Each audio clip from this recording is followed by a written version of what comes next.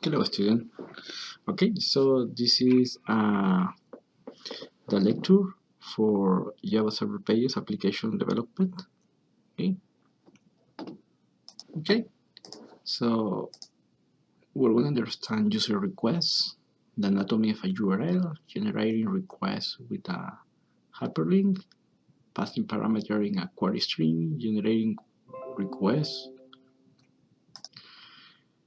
with a form, creating Java package in Eclipse that we did the last class, and creating a Java class in Eclipse as well, and using the user-defined class in Java Server Pages. Okay.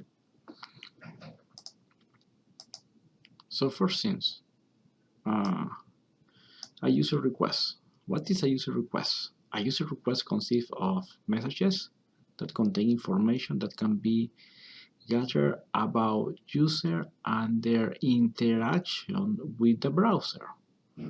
Okay, requests are generated by the browser and sent to the Java service page for processing as a result if an action taken by the user as they interact with the browser. For example, what happens when the user clicking an hyperlink or submitting a form. Okay, so we're going to see how to perform a user request when we click a hyperlink or when we click a button, a submit button on the form. Okay, we're going to start using submit buttons. Okay, then the information in a request contains information about the user, the remote and local machine, the HTTP headers, everything from where the user is generating this request.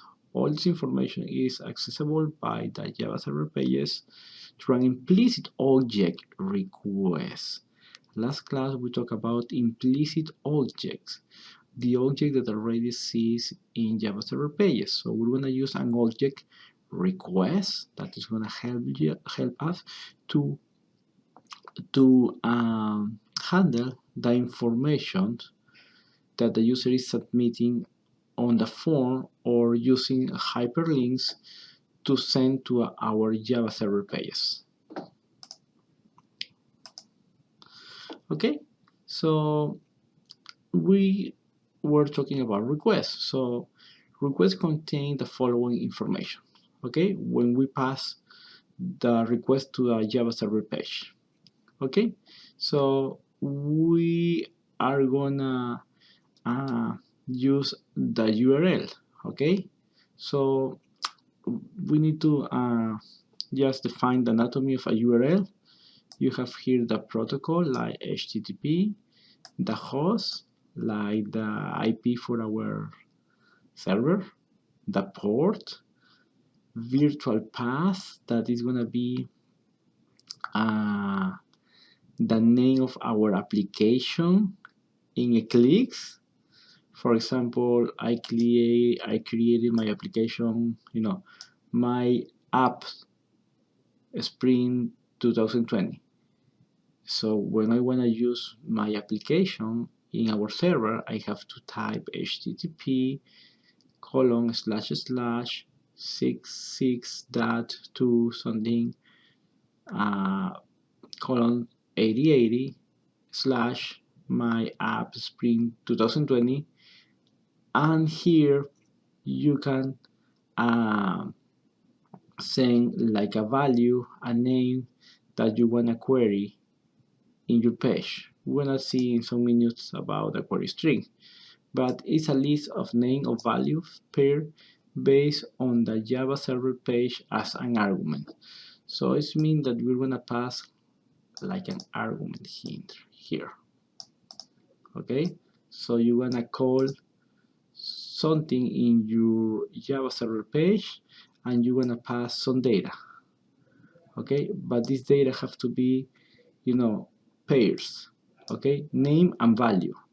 We're gonna see an example in some minutes, but you have to know here is the anatomy of the URL. Okay, and we're gonna use the query string to pass a request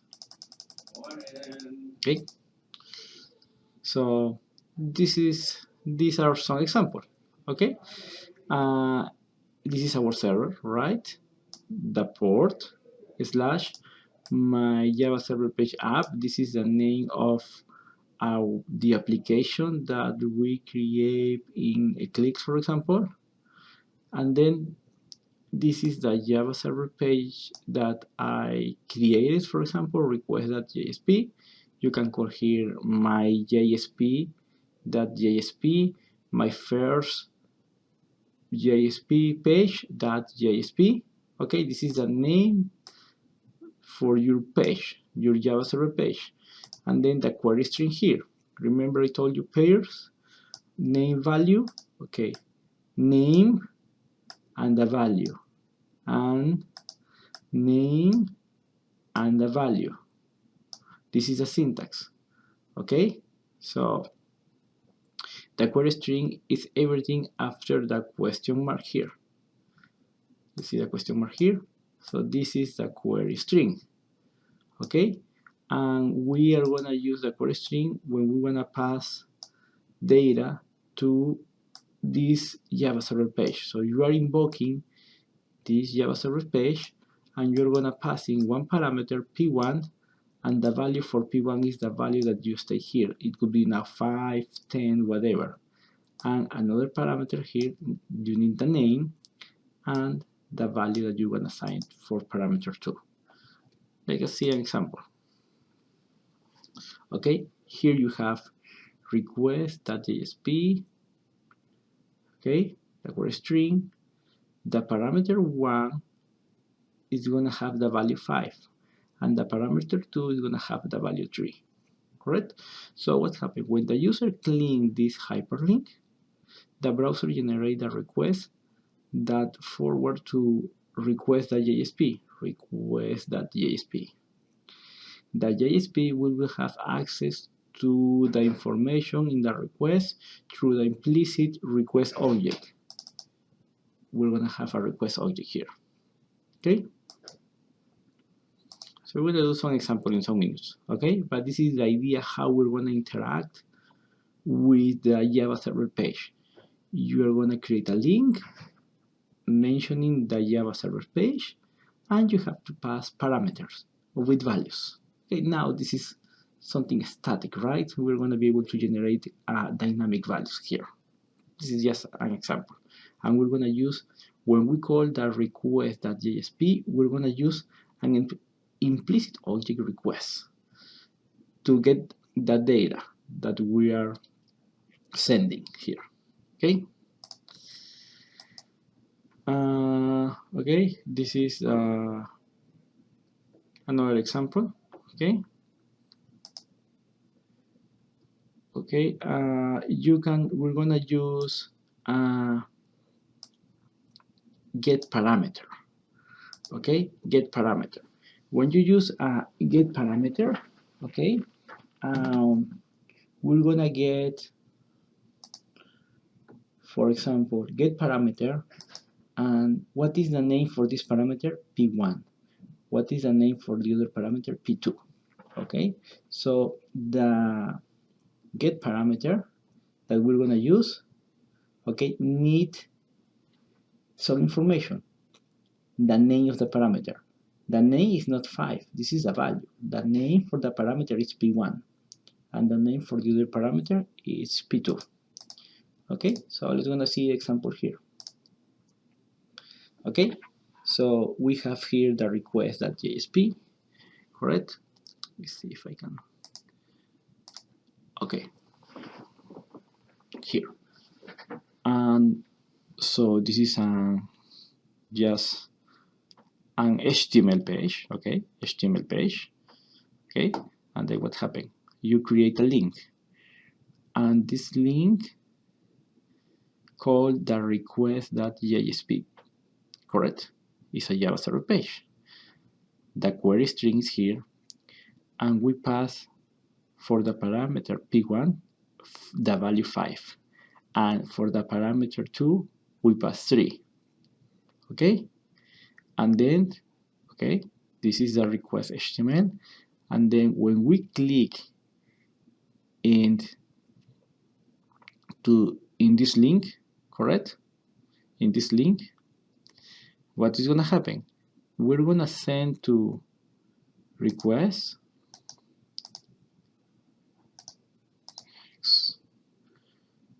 okay, the value 5. How can we gonna receive the value 5 in the request.jsp? How? Okay, this is another page, request.jsp. Okay, here we just remember the symbol, the scriptlet for Java server pages. Okay, now you define three variables. Okay, then what happened here? N1 equal, remember integer parse int? Okay, what happened here? Forget about integer parse int for a little while. What do we have here? Request that get parameter. Request is the implicit object that helps us to receive the data that we're passing here from this HTML page to this Java server page. So always when you wanna receive the data that you are passing here from another page, you have to use request, the implicit object that get parameter. Okay, inside the parentheses, use double quotation mark and write here the parameter, the name of the parameter. What is the name of the parameter? P1 here. You see that?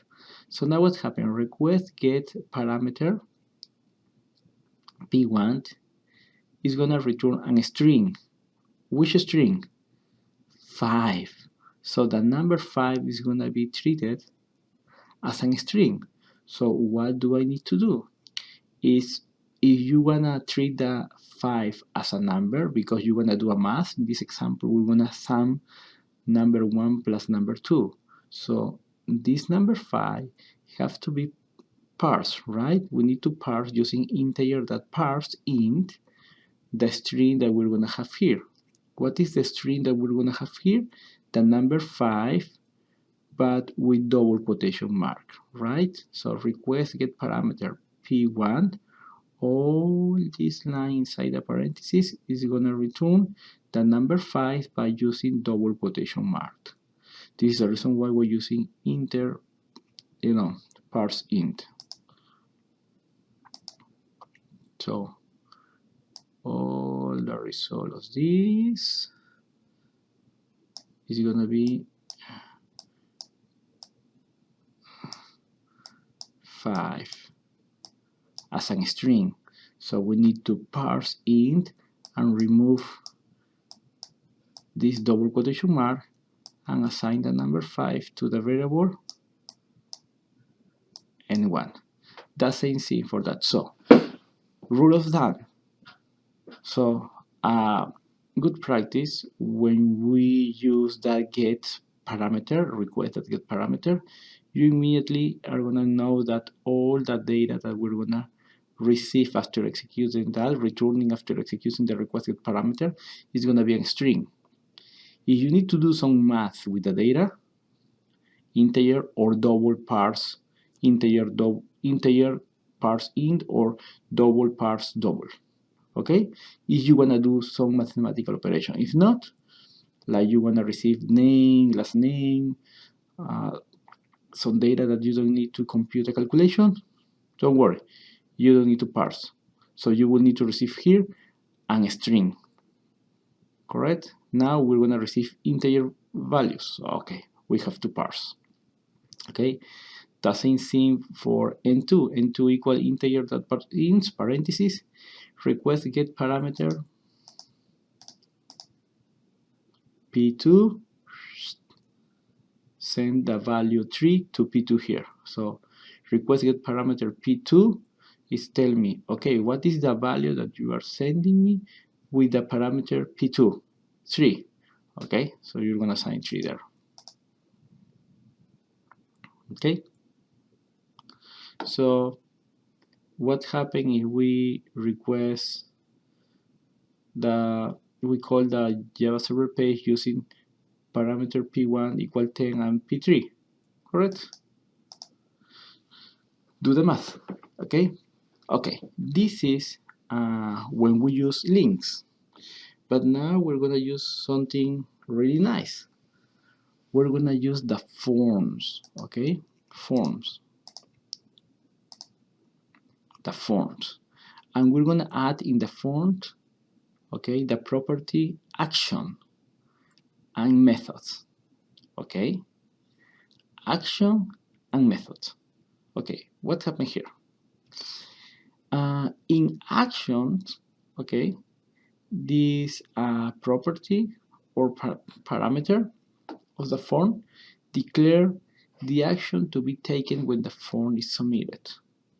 For example, when you submit this form, you wanna send the data to a Java server page, okay? So you wanna send the data here, so you have to put the name of your Java server page, the URL of your Java server page. This is an external page. This is internal in your server. Just put the name of your Java server page, okay? And then the method. The method could be post or get. So we're gonna use post, okay? We're gonna see some example. The get and post, we can see that, okay? And when you click submit, all the elements that you have in your forms, okay, all the data that you put in your form is going to be sent to the Java server page that you specify in action. Again, here in action, double quotation mark, you're going to type the name of your Java server page. Okay, method, you can type here get or post. Okay, we're going to explain the method here in some minutes. Here, if you have an input box here, you're going to pass the name and value. What is the name? We can create an input box and assign the name txt name. And when the user types the data in this input box, for example, my name, Omar, I'm going to pass txt name equal Omar. Okay, we're going to pass like a pair of values. I'm going to show you an example now.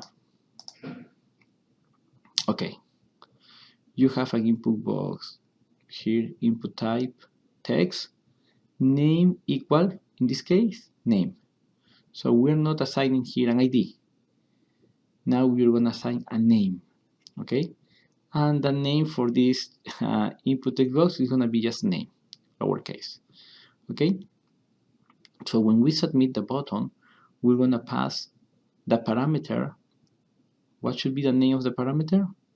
The name of the parameter is going to be name, okay?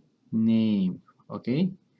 And the value for the name is the value that the user is going to type, okay? So let's going to clarify it in the next example. We have here this form: last name Saberson, name Stevens, submit form. What happened in this HTML page? Form action simple form.jsp. That's it. Method post. Okay. Last name is an input box, so this is just last name that appears here, and then input type text, correct? Name. What is the name for this input type text box? Txt last name. Okay. Name. Okay. And what is the value? For now, at the beginning is enter last name, but then at the moment that the user is typing the last name, what is the value that we're going to assign to this input box? Severson, right? Okay, so now we're going to have the name txt last name with the value Severson. So when the user submit the button, we can use the request object and get the parameter for txt last name. and we're gonna get the value Saberson. Okay, let's gonna see the example.